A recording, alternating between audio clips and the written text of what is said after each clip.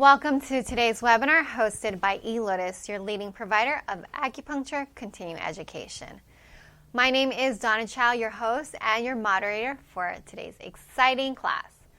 For over 2 decades, eLotus has been organizing continuing educational seminars and webinars, and today's session is truly exceptional. We have the privilege of being joined by one of the most esteemed Chinese acupuncturists in the country. This master practitioner is over 80 years old, boasting a remarkable 50 years of clinical experience. With the rich background of studying under numerous masters, he is eagerly looking forward to sharing his vast knowledge on achieving the best results with acupuncture. Today's class is Ashi Points for Acute Pain, Master Lessons of over 50 years, presented by the esteemed Dr. Kai-Fong Tiu. This class will run from 9 a.m. to 1 p.m. Pacific time, and we'll have a short break right at the halfway mark.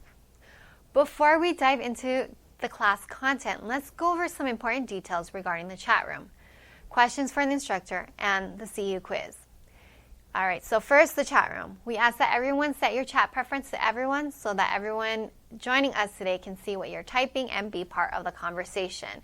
There tend to be a lot of questions for today's class, so we don't want anyone to miss out on anything great. For questions for our instructor, please kindly type them to the Q&A box.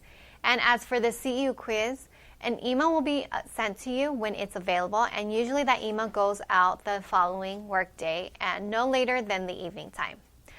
So again, I'll send you out an email when the CEU quiz is available. Our speaker today is the highly skilled Dr. Tiu, renowned for his specialization in treating sports injury and musculoskeletal traumas. With over 5 decades of experience, his patients often experience immediate relief and swift recovery from pain.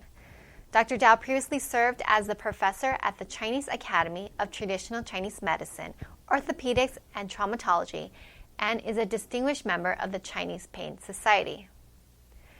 Today's class will be a unique experience as Dr. Tiu will deliver his teachings in Chinese, Mandarin Chinese, with Tina Chen providing translation.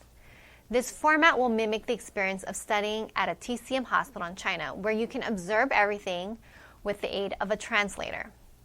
Unlike some TCM practitioners who guard their knowledge, Dr. Tiu is eager to share everything he knows, aligning with our vision of spreading TCM to the Western world. As he speaks slowly and faces some hearing challenges due to his age, we kindly request your patience. Throughout the class, he will generously share the essence of acupuncture, offering pearls of wisdom and practical demonstrations so that you can witness and learn precisely how to achieve immediate results. Don't be afraid to ask any questions. There are no such things as silly questions. We're all here to learn, and the more that you ask, the more we can learn from Dr. Tiu's 50 years of wisdom.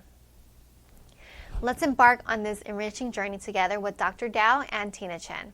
Get ready to gain invaluable insights into the art of acupuncture and elevate your practice to new heights. Thank you all for being part of today's extraordinary event. Let's get started.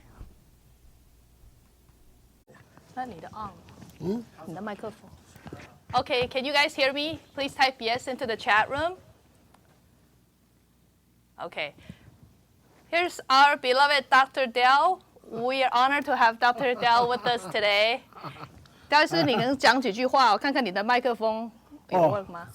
有没有声音 Can everybody hear him? Please type in yes in the chat room too. 有没有 OK， 可以。我可以。好。Okay, so the flow of today is going to be me doing a little bit of intro in the beginning. So we have had this class, I think 6 times or 5 times. And each time when we learn something new, I put it into the lecture notes for you. So there's a little bit more information as we hold more classes. So I'm just going to go over the summary in the intro section before we do the demo so that you guys can have an idea of the style that Dr. Tiu practices in his clinic and then have an idea of what to anticipate during the demo. Okay, so the first 20 minutes, if you have been to his class before, you can go ahead and get some coffee and come back later. That's okay. because you can review the lecture notes to see if there's anything new. If you're new today, then please sit and listen to me a little bit before we start the demo. And then feel free throughout the day to ask questions. Just please put it in the Q&A session. I will ask Dr. Dell when we have a break, and I'll translate his answers and then tell you what his thoughts are. Okay, so let's get started. So like I was saying, we're going to go over the key points of his Ashi point acupuncture style today. And then we'll do the demo, and then we'll do the Q&A. Probably the Q&A will happen during the demo session or after each demo session. So if you have any questions on the patient, and if he has anything to tell you that's more specific about that type of pain or whatever, then we can do a little discussion before we move on to the next patient. Okay, so the intro is when you first graduate from acupuncture school, you only know TCM acupuncture. And then from there on, it's full of choices. These are just some of the ones that we came across with in our some 20, 30 years of holding seminars and different practitioners and their different specialties. So some people like one style more than the other. Some styles work faster than the other. And this style in particular, Dr. Dell says it's most favorable or most suitable for him and his personality because he thinks that it's most effective to just treat the Ashi point and be able to get the result so they don't have to come back for multiple sessions or multiple times a week. Because usually the different types of acupuncture style that we first learn is, I don't know if you've encountered this in your practice, is you needle the patient feels great in your clinic, and as they leave, the pain starts to come back, and then, or the next day the pain comes back. So that results in them having to come in several times a week. But with his style, it's a little bit different. After his needling, the patient will feel more pain, usually for a day, maximum 2 days, and then the pain will just relieve from that point on. So the effect is a little bit different than your traditional acupuncture. And then as you see how he does the demo, he'll explain also this point once again. So this is something that you need to get across to the patient to let them know that when they feel like, oh shoot, the pain is getting worse after the treatment, they feel like you sort of messed them up, but really it's not, it's the body restructuring. Okay, so these are the different styles of acupuncture you can choose from. His style is the Ashi point needling, and he feels that's most effective for him because he has learned, I don't know, for 20 years from different masters in China. He practiced in Hong Kong first before he came to the United States. So when he was in Hong Kong, he was the head of the education department of a Chinese Medicine Association. So he was sort of doing what we were doing here, which is in contact with so many good practitioners and inviting them from China to Hong Kong to lecture. So every time a speaker comes, he would be with them, 24/7 almost, and then he would learn a lot of essence from each doctor. So today, you are learning the synthesis of all that he knows from his 82 years of being on Earth, or maybe practicing for 50 plus years. Okay, so this is what I was talking about. Dr. Dell learned from many different teachers, 60, 70, 80. So he has a lot of experience. So he is in an age where he wants to share his wisdom with everybody. So this is great. I've noticed that about Chinese doctors and teachers is that when they're younger and you want to go bai shi, which is like, okay, make them your shifu, they usually don't want to teach you anything because they're still young. And then they'll in the 50s or 60s, they'll feel like, well, if you want to learn from me, you have to marry my daughter or marry my son or something like that. So it stays in the family, So this may not be something you want to invest in. So you wait, or you actually go and marry their son or daughter or whatever it is, okay? Nowadays is a little different. You can learn from a webinar. So that's what's happening today, which is great. I think is a great way to preserve Chinese medicine because, we are all going to pass someday. And then last week, we were just looking at some of the Chinese doctors that we learned from in the Chinese classes. So 4 out of 6 of those Chinese masters have already passed away. And Sam was saying, oh my God, I feel so old, they have already passed away. But And then when we thought about it, well, we have recorded their wisdom, it's a wonderful thing to pass down to the future generation, I feel. And then Dr. Dao is here to teach us what he knows. So we're very grateful for that. And grateful for you guys coming to learn this, and then later on passing it down to whoever you teach. All right, so let's get into some of the key steps here. This stuff is just all his experience. It's not in the books, really. It's just clinical experience, okay? You will come to these kind of little realizations throughout your practice, little by little, and it takes treating many, many, many patients. And him and I were talking with some other practitioners saying that it usually takes 10 years to perfect one skill, sort of. Like 10 years to just be really good in acupuncture, or 10 years to be really good in herbs. And these are the things that he has concluded to be some of the important points you should know. So the first one is when you're doing Ashi needling, you want to first tell the patient to pinpoint the most painful area using like one finger. Let them tell you exactly where's the pain. Don't just say, it's in the shoulder somewhere. Let them point out exactly where it is. So then it facilitates you palpating the area and finding exactly where the knot is. So number 2, you palpate for the hardness, right? Number 3, what you want to do, that hardness or that point where the pain is the point that you would needle. And what he does is he's right-handed, so he uses his left hand to hold that tendon or that knot or whatever it is that he's going to needle, and then uses his right hand to needle. So the left hand holds the location in which he's going to needle, and the right hand does the needling. He doesn't, just kind of knows where it is and come back. I guess for Ashi needling, what's important is the exact location. I've seen him needle many times, and sometimes the effect is immediate, sometimes not so immediate. He has to look again where the exact Ashi point is. You will probably see that today as well, Watch closely as he's palpating, and watch his fingers when he's doing the demo. I think, repeatedly watch so that you can get exactly what he's doing. But in general, your 2 hands, the left hand is important in holding, finding the Ashi point. The right hand is the needling hand, okay? So let's go to the next page.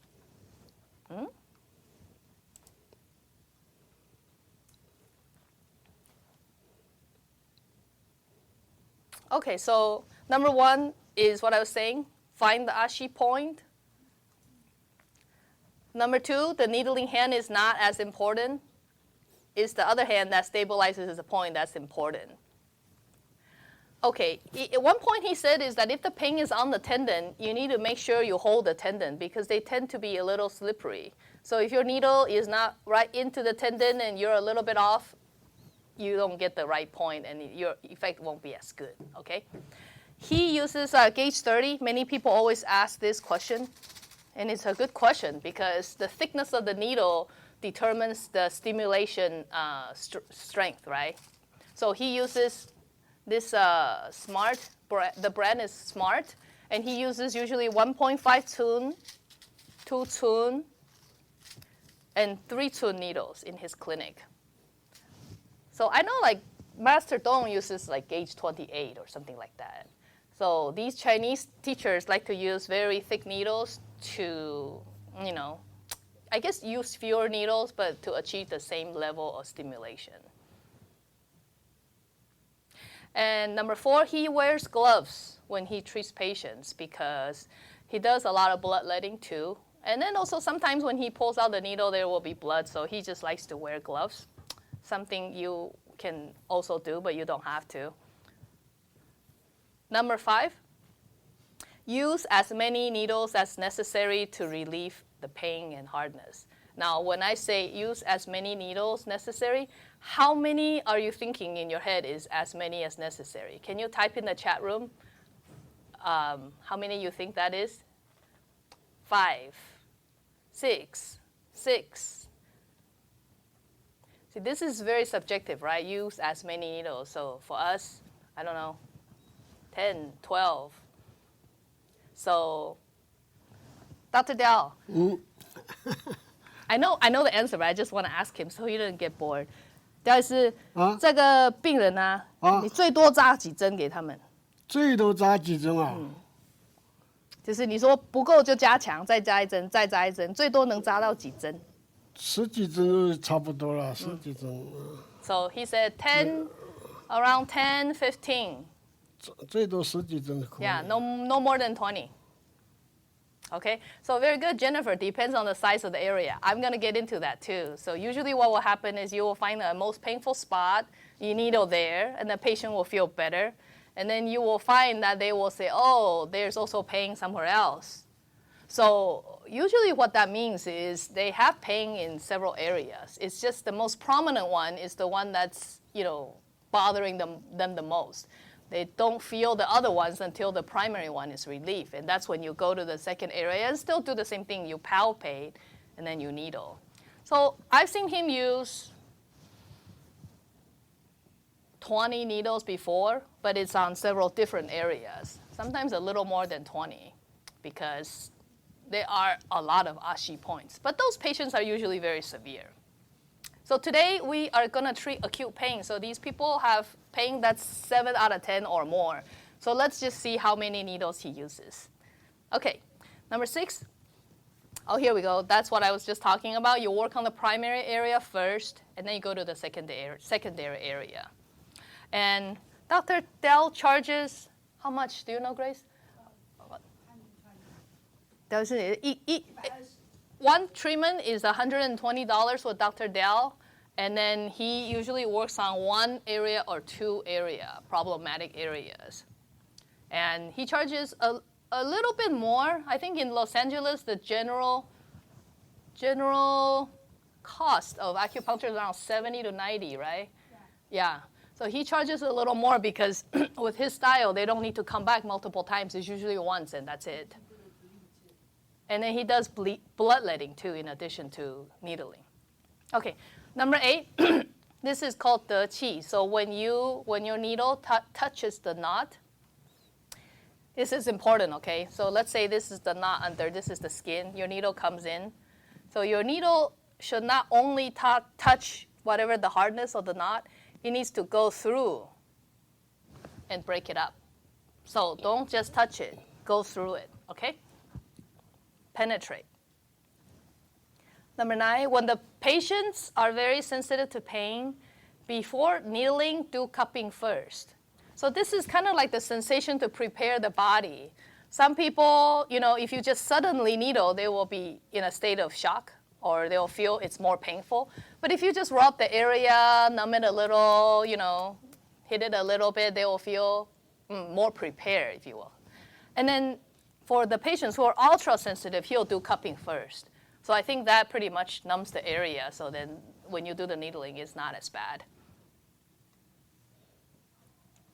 All right, a tip on how long do you need the needles? He said there's no need to leave it longer than 30 to 40 minutes. If you get the de qi sensation, which is required for effect, you can remove the needle immediately, okay? But however, this is very truthful here. He always says, patients still would rather rest in your treatment room for 30, 40 an hour because they will feel like they got their money worth, and also they'll feel more rested, so the effect will be better too. But really, for therapeutic effect to relieve pain, as long as you get the de qi, you can pull out the needle. Okay? Number 11. Inform the patients that unlike other acupuncture methods, this is what I was saying earlier, that you get relief and the pain will come back, relief, pain will come back. With this style, you will have increased soreness and probably increased pain, but then it will diminish and it will be gone. So it's exactly the opposite of other styles. So you need to, if you're going to do this, it's more of an aggressive treatment. You need to tell the patient that, they might have more soreness, but some people might not, but some people will. This is sort of like when I give blood movers to my patient. They have blood stasis, especially the headache patients. All the time I tell them, I'm going to move blood to clear your blood stasis in the head, which means as I am moving the blood it's kind of like remodeling, right? A house, there's going to be a big mess before everything is in order again. So same thing when you're doing blood movers, all these little, blood stasis will come out and then they will be pushed out. And in that process, some patient will experience more pain before relief. So you want to warn them this because otherwise they'll think you're making it worse. And then they'll stop the herbs. Same thing with acupuncture. They might go home thinking, oh, shoot, the doctor made my condition worse, which is not the case. Okay, so this is important to remember with this style. Okay, let's talk about the contraindications. One is pregnancy. Okay, so he said, okay, don't needle the back. That's the low back. So if they're 8 months or more, don't needle them. And then the thoracic points, be very careful. I remember one of the class, I think it was class 2 or 3, he demoed how to do the thoracic points correctly. Can't remember which class was that, but he said if you don't know how to do it or you have never done it, you better learn very carefully before you do it. Okay, so here next point is on when do you bloodlet. So when there's no obvious pain or not, then do bloodletting first. Because there are some patients who cannot tell you where their pinpoint Ashi point is. So in that case, in that general area, he will bleed them first. And then after you bleed them, then look for the nod. Okay? Another tip on bloodletting, definitely you need to wear gloves and best to use disposable cups. Dr. Dell sells the cups to the patients. That's set for them. So every time he finished the treatment, the patient will take the cups home. They will wash and sterilize themselves and bring it next time if they need to come back the next time or in the future for next whatever problem they have. So he sells the cups to them. But today we prepare the cups and we have one of those disposable plastic inner cup that we will show you how to use that. So you can use that too if you don't want to sell the cups to the patient. And then you need to follow, of course, the proper bloodletting protocols. Each state is a little bit different. I think there is a general guideline nationally for this, so just follow that. Okay, so in general, he would only do 3 to 5 holes per cup. He will poke with this lancet needle, this lancet pen. This is like a pen. Grace, can you help me show the pen in front of the camera? And then the lancet disposable diabetic needle goes into this pen. And then he will do the, 在那里? Oh, so it's just a diabetic pen. He just took out the cap. Because the cap, go ahead.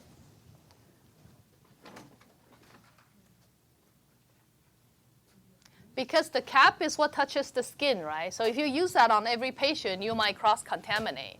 So he takes out the cap. The cap is also used to help you gauge the depth in which the needle will go into the skin. So he doesn't use the cap, he just uses the pen, so there is no possibility to cross-contaminate because he changes the needle every time.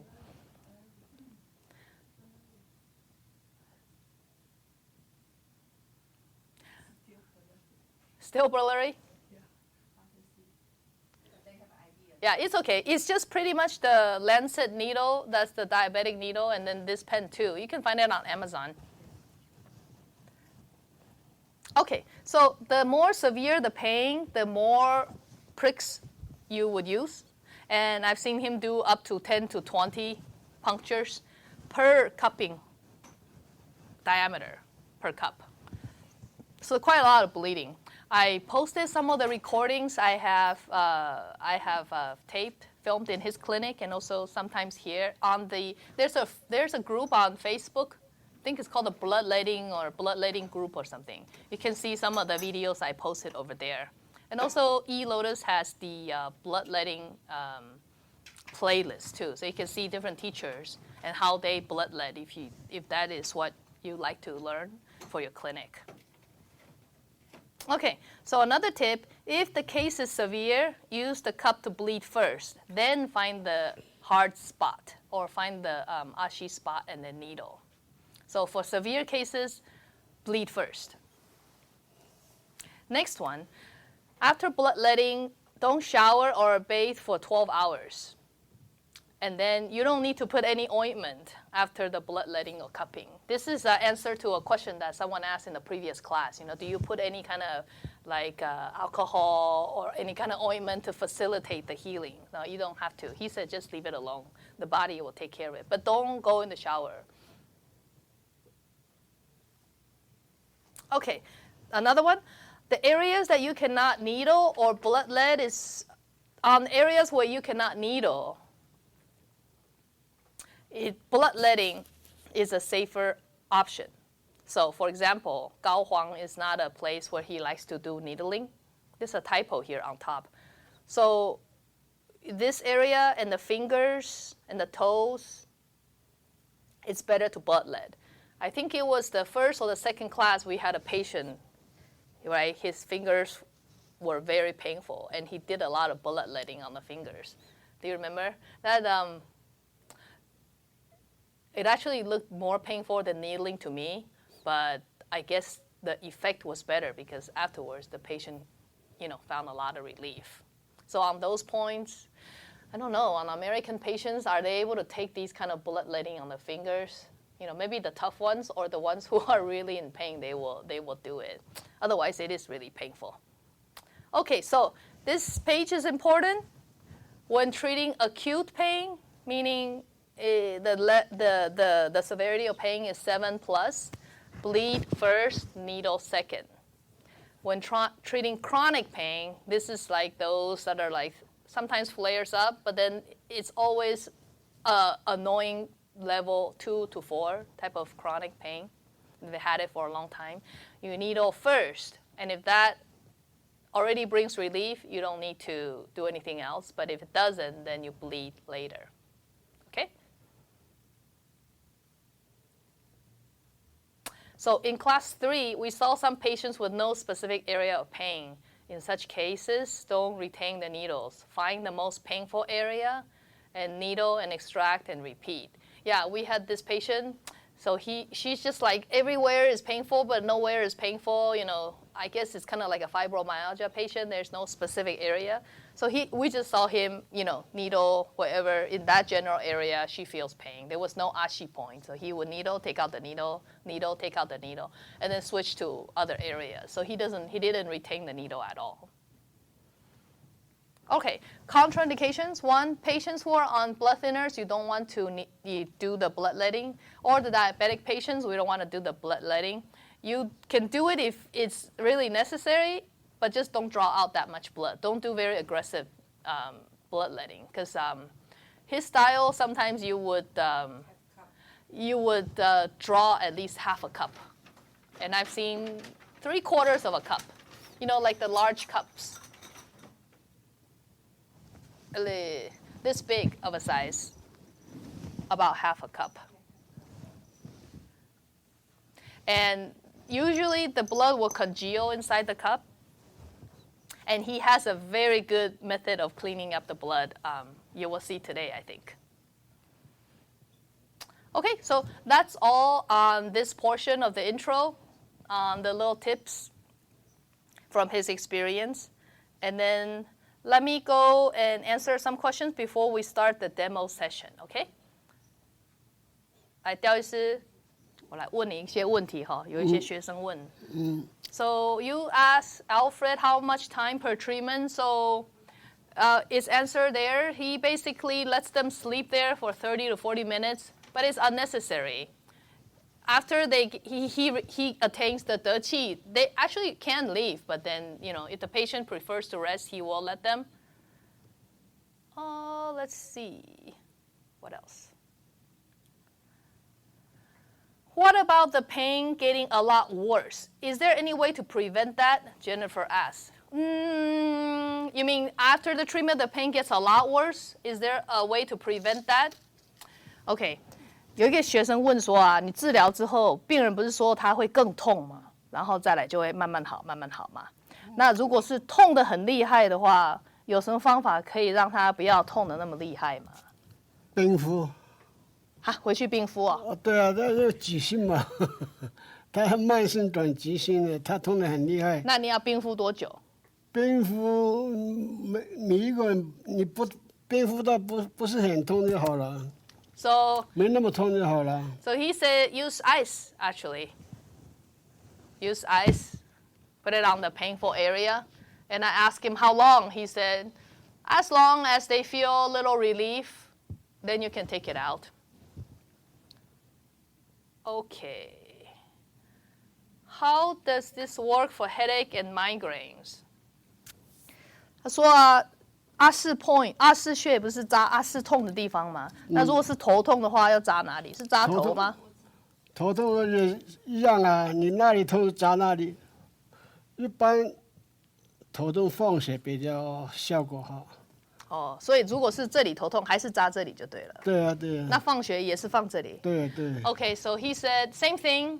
On the head, if you have headache, you would needle wherever it hurts, the Ashi point. However, in his experience, bloodletting is much more effective for headaches than needling. Okay, that's it for all the questions. Let me go to the Q&A, see if there's anything. What if you donate blood instead of bloodlet? 有个学生问说啊，放血啊，跟去捐血啊有什么不同？如果去捐血，是不是也可以达到放血的效果？那不一样。He said very different. Let me ask, 为什么不一样 ？Why? 他不是在痛点上面啊，那个血出来你就没用啊，你的痛点上面血出来才有效。Okay, so he said when you donate blood, your blood is not drawn from where the problem is. So then it's not going to affect the pain, right? So you need to bloodlet wherever there's the problem.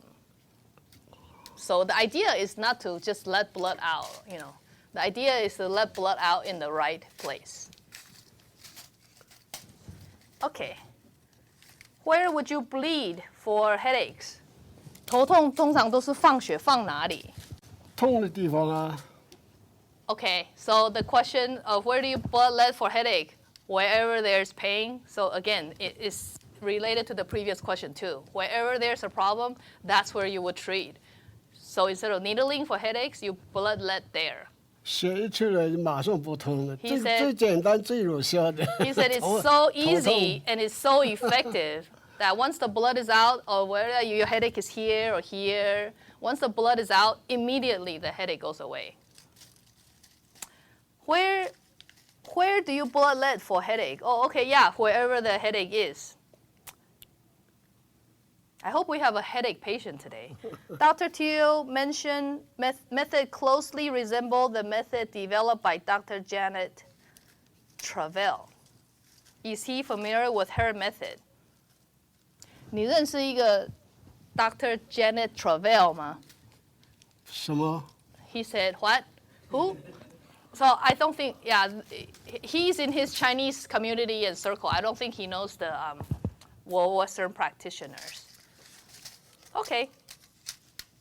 Okay, that's all. So let's take a 10 minutes break and we will prepare the first patient for the demo. So please come back at 9:45. Okay, thank you.